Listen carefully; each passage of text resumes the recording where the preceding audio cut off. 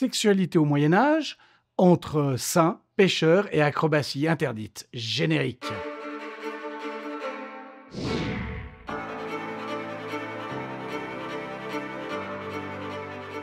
On imagine souvent le Moyen-Âge comme une époque où tout le monde sentait le chourance, priait 5 fois par jour et pensait que le sexe, c'était une punition divine entre deux guerres de succession. Spoiler, c'est un poil plus compliqué que ça.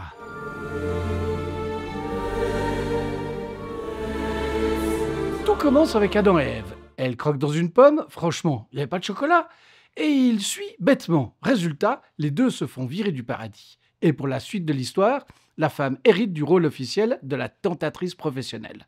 La morale, quand un mec fait une bêtise, c'est forcément parce qu'une femme l'a ensorcelé avec ses yeux de vipère. Ça pose vite une ambiance sympa pour les siècles à venir. Même Aristote, le gars censé incarner la sagesse, s'est fait piéger. Une jolie fille l'allume et hop, il finit à 4 pattes pendant qu'elle le monte comme un poney. Résultat, on retient qu'il avait raison de se méfier des femmes, mais quand il était quand même assez idiot pour tomber dans le piège.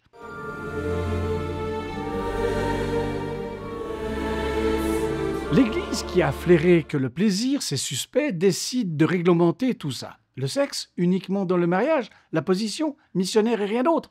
C'est pas un sport extrême non plus, hein. Les variantes créatives interdites, la levrette, c'est pour les bêtes. La femme au-dessus, c'est pour les dévergonder. Et le sexe par plaisir. Oh là, malheureux! On est là pour faire des bébés, pas pour rigoler. Ah, et bien sûr, il y a un planning. Pas de sexe pendant le carême, l'avant, les jours de fête, les veilles de fête, les dimanches, les vendredis et surtout pas quand vous pourriez avoir l'air de vous amuser. Au final, ça vous laisse à peu près 2 jours et demi par mois. Profitez bien, hein.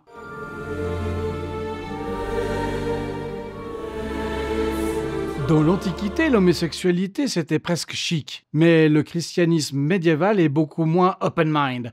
Pour les hommes, c'est péché mortel. Pourquoi? Parce que ça menace la virilité traditionnelle et que, soyons honnêtes, ça les énerve de voir 2 mecs passer du bon temps sans qu'une femme vienne les tenter. Les lesbiennes, par contre, passent un peu sous les radars. La raison, les hommes de l'époque pensent que sans pénis, c'est pas vraiment du sexe. Allez, bravo les gars, hein, bravo, je vous applaudis. Hein.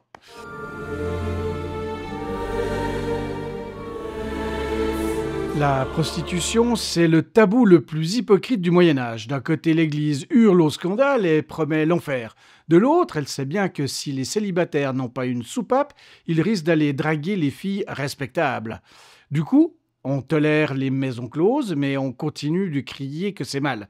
Et évidemment, qui porte le chapeau? Les prostituées, ces diablesses qui corrompent les pauvres hommes victimes innocentes de leurs propres désirs.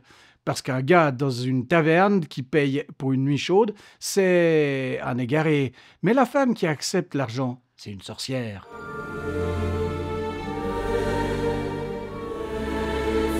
Pendant que l'Église moralise à tout va, les médecins, eux, prennent le sujet un peu plus pragmatiquement. Selon la théorie des humeurs, très sérieuse à l'époque, le sexe, c'est plutôt bon pour la santé. Oui, même la masturbation, malgré ce que dit le curé du village, hein.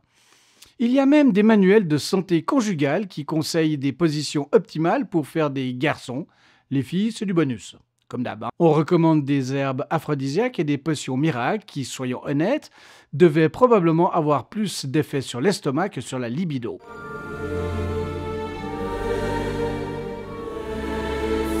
Malgré les sermons, les punitions et les menaces d'enfer, le Moyen-Âge n'était pas peuplé de moines frustrés et de vierges effarouchées. Les archives débordent de textes grivois, d'objets en forme de phallus ailé et des fables racontant des rêves où les femmes font leur marché de pénis. Oui, littéralement, elles négocient le prix au kilo. L'existence même de toutes ces règles montre bien une chose. Si l'Église passait son temps à dire « ne faites pas ça », c'est probablement parce que beaucoup de gens le faisaient quand même.